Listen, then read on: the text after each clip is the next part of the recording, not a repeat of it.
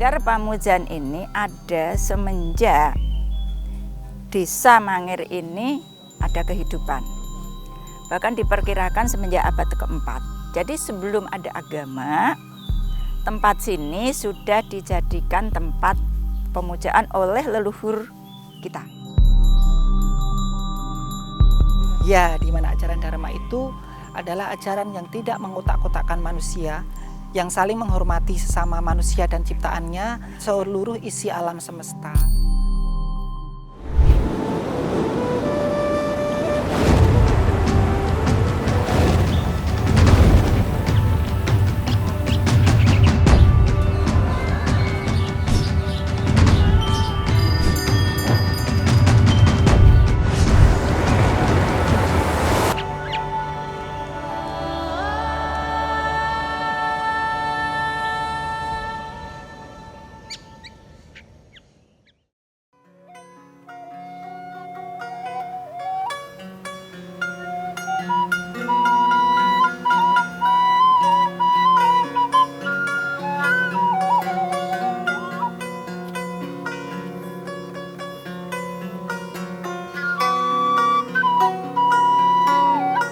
Kali ini saya berkesempatan untuk menyisir sejarah Hindu Mangir.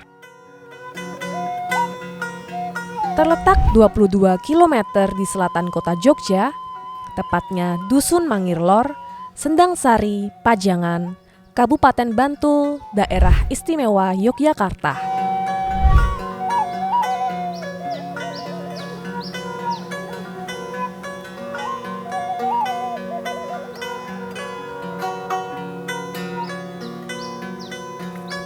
Terdapat Sanggar Pamujan Mahalingga Padma Buwana, tempat masih lestarinya agama Hindu Mangir sampai sekarang.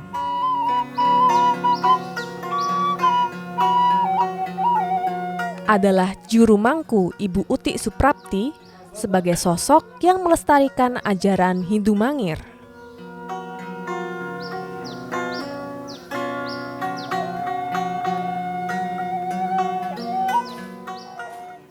Di Mangir sini dulu adalah tempat pemujaan Hindu. Dan menurut Eyang Guru saya, di Mangir inilah pertahanan ajaran Hindu tetap ada. Bahkan sampai sekarang masih tradisi Hindu masih lekat dengan masyarakat Mangir, Nduk.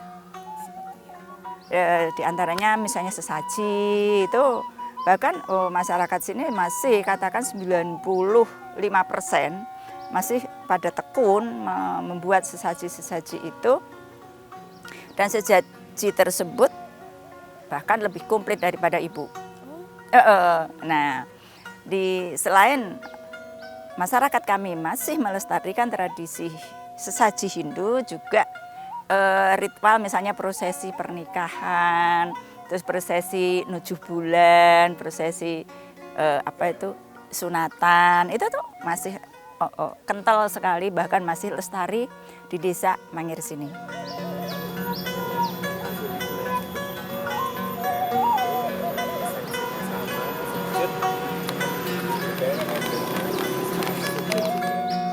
Sanggar Pamujan itu lingkupnya kecil atau skala kecil, ya istilahnya hanya untuk keluarga. Kalau pura kan itu untuk tempat suci Hindu untuk umum, ya, dan itu untuk pendiriannya juga kan berbeda. Kalau Sanggar Pamujan karena ini adalah tempat pemujaan keluarga, itu tidak membutuhkan persyaratan yang seperti pura. Ya, tapi di sini ada perbedaannya dengan Sanggar Pamujan yang lain. Kalau di sini ini keluarganya adalah keluarga besar dari eyang-eyang kami yang dulu sempat tinggal di desa sini. Jadi tidak bisa dikatakan hanya saudara saya yang terdekat, misalnya saudara atau saudara kandung, itu bukan. Jadi akhirnya malah seolah-olah pemanfaatannya gitu ya, seolah-olah sama atau bahkan maaf nih lebih besar dengan pura. Ya, nah kalau di Hindu Bali mungkin Sanggar Pamujan itu semacam merajan gitu Mbak. Merajan itu maaf mungkin kalau di ini apa itu surau gitu.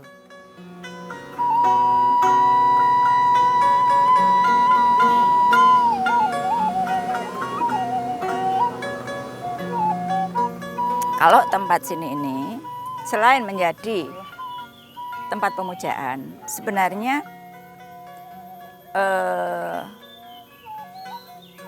fungsi utamanya adalah tempat kandang kerbau pada pulang. Maksudnya kerbau pulang pakandangan. Jadi gini Nduk, kerbau pulang pakandangan ini ada dua pengertian. Yang satu secara fisik.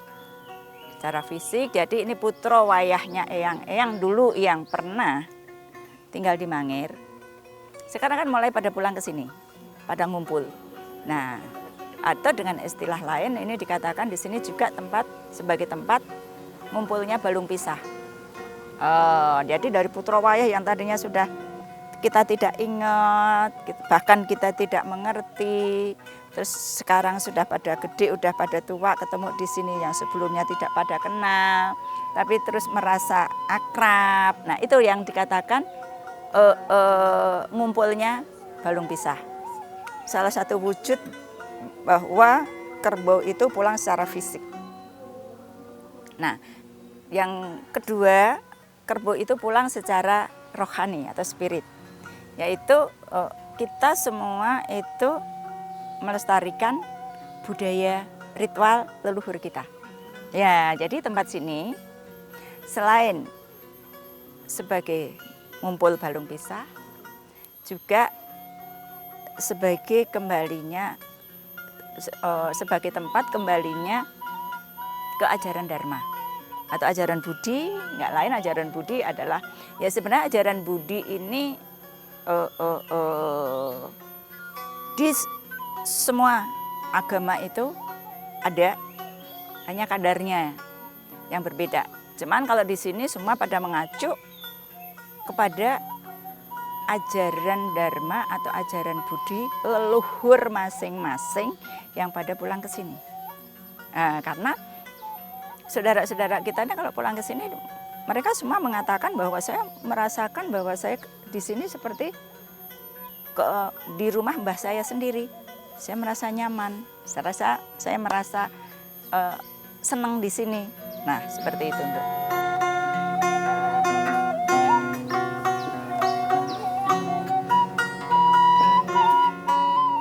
Kecintaan Ibu Uti terhadap ajaran Hindu di Mangir atau yang dia sebut dengan Hindu Kejawen didapatnya dari kecil.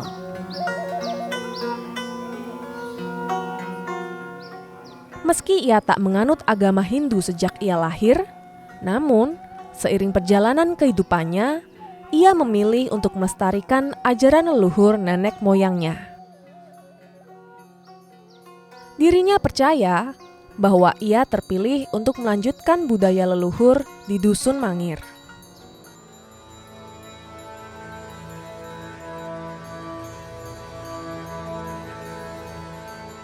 Ya karena di dalam tubuh saya ini sukmo yang ada di dalam jasad saya ini, wadak saya ini, ternyata sukmo yang hasil reinkarnasi dari leluhur kami entah sekian ratus tahun yang lalu,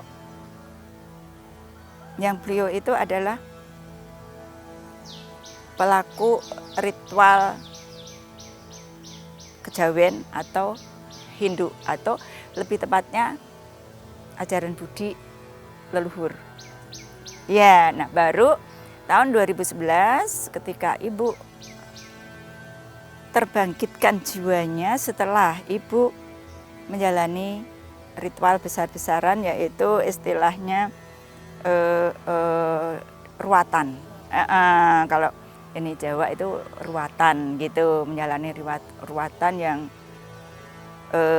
cukup besar karena memakan dengan sesaji yang super komplit itu, tapi itu sudah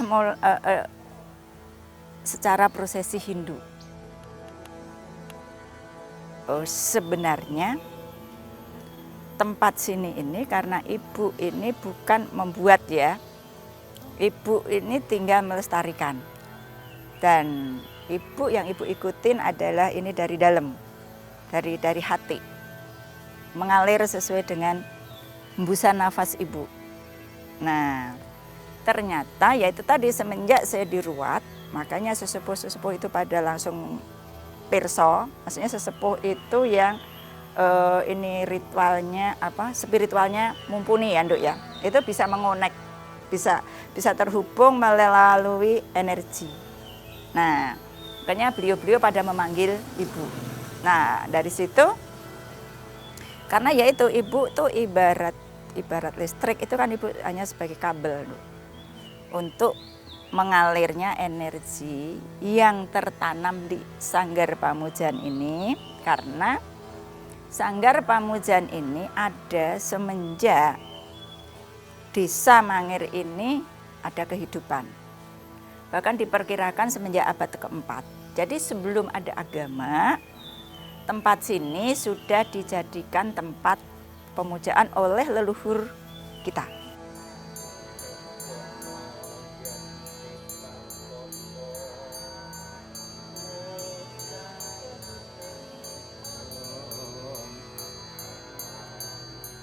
Mereka yang datang ke sini itu walaupun latar belakangnya macam-macam, karena tapi kan ajaran dharmanya mereka masing-masing itu lebih dominan, lebih tinggi.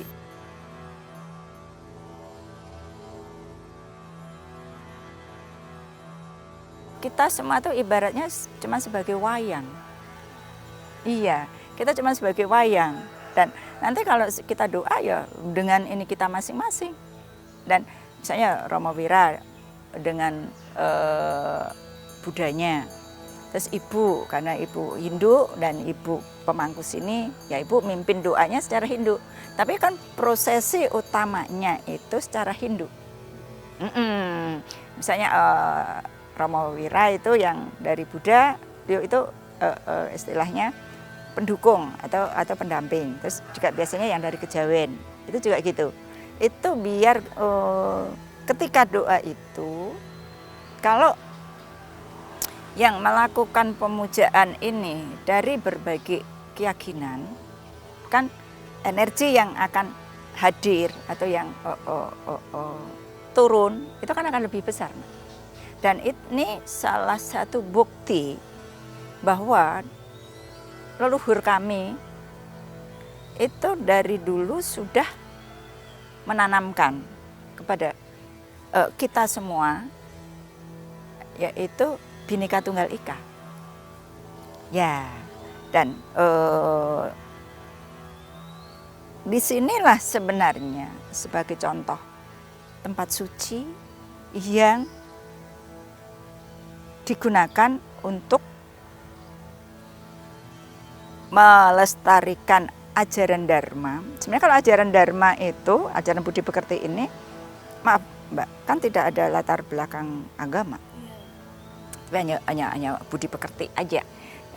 Tapi karena khususnya untuk ibu ya, ibu kan termasuk orang yang patuh dengan aturan atau undang-undang atau hukum yang ada di negara kita. Kita kan harus menghormati negara, mematuhi peraturan negara. Karena ibu orang Hindu dan tempat suci ini juga lebih identik dengan Hindu, Linggayoni kan ini Hindu, prosesi tetap ini Hindu. Dan keluarga kita datang ke sini itu maaf, bukan karena agamanya Nduk, tapi karena saudara-saudara kita yang dari berbagai kota itu datang ke sini adalah bakti kepada leluhurnya. Merasa bersyukur mereka dilahirkan, diturunkan ke bumi melalui perantara leluhurnya. Nah, untuk datang ke sini ini, mereka itu untuk mengucap syukur pada leluhurnya. tentu saja bersyukurnya kepada Sang Hyang Widi atau kepada Tuhan gitu. Mendengar cerita dari Ibu Uti, Sanggar Pamujan Mahalingga Padmabuwana telah memberi makna tersendiri. Dalam kesempatan ini, saya turut mencoba untuk ikut bersembahyang dengan mereka.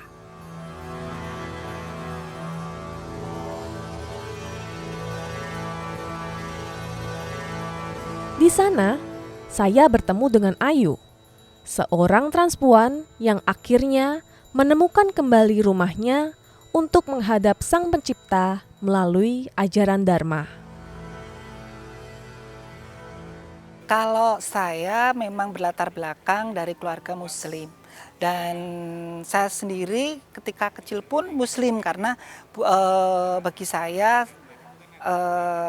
pemikiran saya itu begini. Ketika kita dilahirkan, kita menjadi Muslim, Hindu, Buddha itu di suatu keluarga, berarti itu agama adalah agama keturunan. Jadi agama yang diberikan oleh keluarga, bukan agama yang memang itu lahir dari dalam hati kita. Itu. Nah, walaupun seiring berjalannya waktu, ketika saya sudah mulai bisa berpikir dan ketika saya memang tidak, buat saya pribadi loh ya, saya memang tidak mempunyai dan tidak mendapatkan suatu pengakuan ataupun suatu kenyamanan di dalam agama saya yang lalu itu, dan akhirnya saya memutuskan untuk tidak beragama ya, walaupun secara KTP di identitas saya masih Muslim seperti itu, keluarga saya Muslim semuanya. Lalu seiring berjalan waktu saya mencari-cari, dan itu mungkin menurut saya itu memang itu adalah suatu kode dari Tuhan bahwa saya memang harus mencari suatu kepercayaan untuk diri saya itu. Nah, saya mencari-cari sendiri seperti bagaimana yang Tuhan tunjukkan saja. Ya, yang Tuhan perintahkan. Ketika saya harus ke sini, ya saya datang ke sini. Iya, saya mengikuti jalannya aja. Ketika saya harus ke kepercayaan yang ini, saya coba datang ke situ. Akhirnya saya mempunyai kekaguman terhadap suatu ajaran, yaitu ajaran Dharma. Ya, di mana ajaran Dharma itu adalah ajaran yang tidak mengotak-kotakkan manusia, yang saling menghormati sesama manusia dan ciptaannya, seluruh isi alam semesta.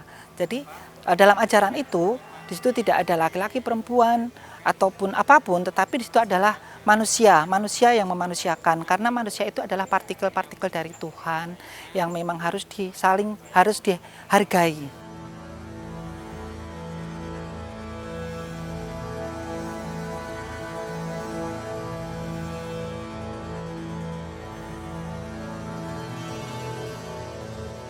Tahunya Mangir itu ketika Mangir itu ada penyerangan. Ya, itu saya tahu di sini ada Mangir, dan di sini ada ajaran Hindu Buddha, yaitu adalah Hindu Jawa. Seperti itu. Nah, sebelum saya di Hindu Jawa, saya adalah orang Kejawen. Setelah saya tidak mempunyai agama, saya tidak memilih berkeyakinan, saya memilih untuk menjadi orang Kejawen. Karena saya pribadi, saya adalah orang Jawa. Saya ingin meneruskan kultur ataupun tradisi budaya orang-orang Jawa zaman dahulu. Itu. Nah, di sini adanya ajaran Hindu Jawa ini, nah disinilah saya mendatanginya. Saya merasa saya cocok di sini gitu, karena selain saya juga mendapatkan suatu keyakinan yang memang menurut saya itu sudah pas untuk saya. Selain itu juga saya bisa melestarikan adat dan budaya tradisi orang Jawa. Lain halnya dengan Ayu, Andi, seorang pemuda berdarah Sunda, punya cerita sendiri untuk mengikuti ibadah di Mangir.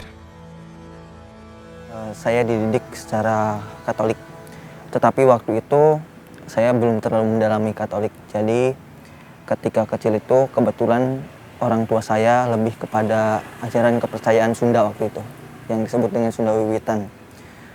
Nah, kemudian ketika SD juga saya istilahnya karena sekolah di negeri, jadi belajarnya itu agama Islam. Saya nulis sama baca Al-Quran dan sebagainya. Nah, baru kemudian ketika SMP saya baru istilahnya mengenal Katolik yang lebih dalam lagi. Nah, kemudian setelah SMA saya juga istilahnya mulai tertarik dengan budaya-budaya dan sebagainya. Terus saya belajar kebudayaan Sunda, waktu itu karawitan, terus kecapi, suling dan sebagainya. Nah, ketika pada awalnya mungkin saya sebenarnya agak bingung juga tata caranya seperti apa, tapi lama kelamaan juga saya istilahnya karena mungkin kalau di sini tuh merasa nyaman, damai, jadi saya lebih tertarik lagi mendalami Hindu khususnya. Tapi saya juga tetap membawa budaya Sunda, yaitu Sunda Wiwitan itu. Nah, biasanya ketika upacara seperti odalan atau galungan ini, biasanya saya istilahnya diberi kepercayaan untuk mewakili Sunda Wiwitan, khususnya bermain kecapi.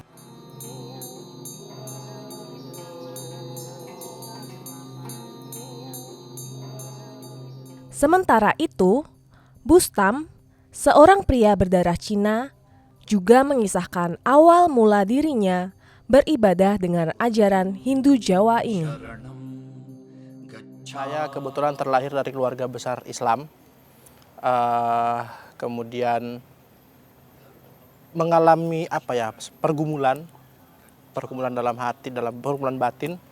Kemudian beberapa tahun yang lalu saya sering tirakat di Pantai Selatan, di Pantai Depok. Kemudian pas sedang tirakat itu seperti ada petunjuk bahwa pergi ke Mangir. Sudah, waktu itu saya belum tahu Mangir itu apa. Kemudian ada teman nanya ke teman, Mangir itu di mana sih gini? Oh ya udah, ayo ikut. Aku sering ke sana. Akhirnya kesinilah saya diantar teman saya sembayang. Kemudian mulai terbuka. Setelah saya beberapa kali mulai terbuka. Oh, kenapa sih saya diarahkan ke sini? Ternyata memang ada hubungan masa lalu daripada leluhur yang memang mengantarkan saya untuk kembali ke sini. Kebetulan waktu itu saya diajak sama putranya Ibu Mangku, Bu Uti, ke di sana di Tempuran Sungai Progo. Nah, di sana akhirnya terbuka semua bahwa beratus-ratus tahun yang lalu, ini pengalaman spiritual ya, beratus-ratus tahun yang lalu leluhur saya yang kebetulan tenglang itu sempat mendarat sebentar di Mangir. Sebenarnya tujuannya bukan ke sini sih, cuman waktu itu mendarat ke sini, singgah di sini dan kemudian disambut dengan baik, merasa nyaman, akhirnya terjadilah pernikahan dengan warga setempat. Seperti itu ceritanya. Nah, kenapa saya akhirnya diarahkan ke sini, karena setelah banyak proses yang dilewati, saya tahu bahwa masih ada sesuatu yang belum selesai dari kalau saya bisa bilang leluhur saya terdahulu itu.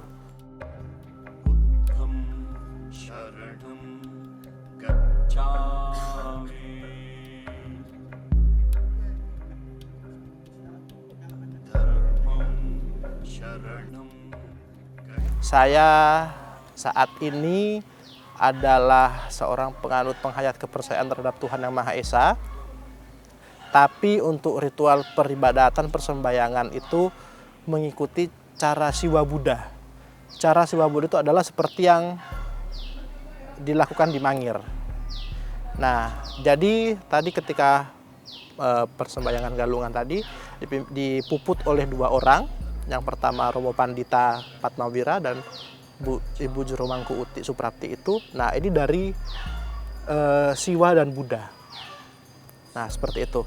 Jadi di rumah pun demikian. Saya setiap pagi bersembahyang kepada Tien Kung, Tuhan Yang Maha Esa di teras rumah menggunakan hio 3 batang. Kemudian saya tancapkan di tempat yang telah saya sediakan. Memang orang-orang pada awalnya lihat, oh ini apa sih? Kok pakai beginian sih? Tapi mulai kesini, oh ya sudah.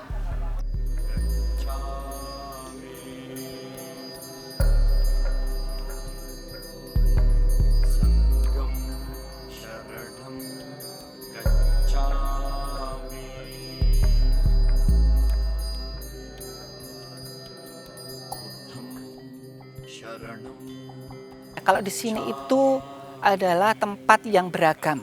Jadi di sini bukan hanya tempat untuk yang beragama Hindu saja ataupun Hindu Buddha, tetapi misalnya Hindu Dharma mau ke sini monggo, misal pun orang mereka yang beragama berkeyakinan ke Katolik, Kristen, Islam mau ke sini juga monggo, karena menurut kami tempat ibadah itu tidak hanya untuk satu orang, karena Tuhan itu ada di mana saja dan Tuhan itu hanya satu, bukan milik agama apapun, karena Tuhan itu sama seperti itu. Dan siapapun yang berdoa dengan keyakinan masing-masing monggo silahkan, itu Tuhan pasti akan menerima, tidak harus di tempat-tempat tertentu.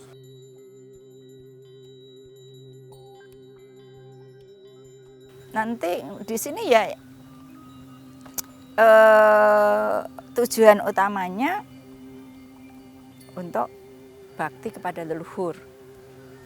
Walaupun latar belakang saudara-saudara kita ini macam-macam, tapi kalau udah di sini semua latar belakang itu nggak mereka bawa-bawa, datang sini apapun ini dia kalau mau doa ya laki-laki berpakaian kejawen, yaitu pakai sorjan, pakai kain, pakai blangkon.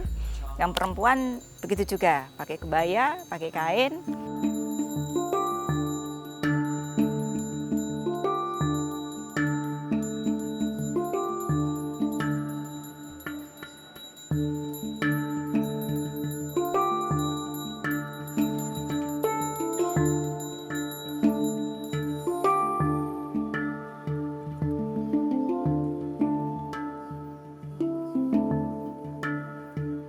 Manusia itu harus berpedoman kepada Tuhan, jangan berpedoman kepada agama. Karena kalau kita berpedoman kepada Tuhan, kita berpedoman kepada sifat Tuhan, kita pasti akan menjadi manusia yang baik, yang bisa menerima semua keadaan manusia, apapun itu. Apapun manusianya, apapun itu ciptaannya. Seperti misalnya anjing, ya anjing yang sangat terstigma dan terdiskriminasi. Padahal anjing itu ciptaan Tuhan.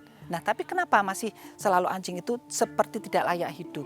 Mungkin bisa juga terjadi kepada diri saya sebagai seorang transperempuan, karena masih banyak masyarakat yang menganggap transperempuan itu adalah menyalahi kodrat, padahal itu bukan. Nah, itu. Nah, ketika kita sudah memanusiakan manusia, ketika kita sudah mempunyai sifat Tuhan, kita tidak akan memandang siapa lagi dia. Siapa apa dia, tetapi dia adalah manusia yang mempunyai hak yang sama, yang memang manusia yang diciptakan oleh Tuhan, mempunyai hak hidup, hak yang sama, hak untuk beragama, hak untuk menentukan dirinya sendiri, karena tubuh ini adalah tubuh saya. Karena apa yang diciptakan adalah milik pribadi, bukan milik orang lain. Yang bisa merasakan adalah saya dan siapapun yang mengalaminya. Jalannya beda-beda. Setiap orang pasti berjalan beda, karena hidup ini berwarna, tidak hanya hitam dan putih, bukan hanya siang dan malam, bukan hanya laki-laki dan perempuan. Kalau kita mau menyelami, menelaah lebih lanjut, kita mendalami tentang kehidupan ini, masih banyak lagi ragamnya. Itu.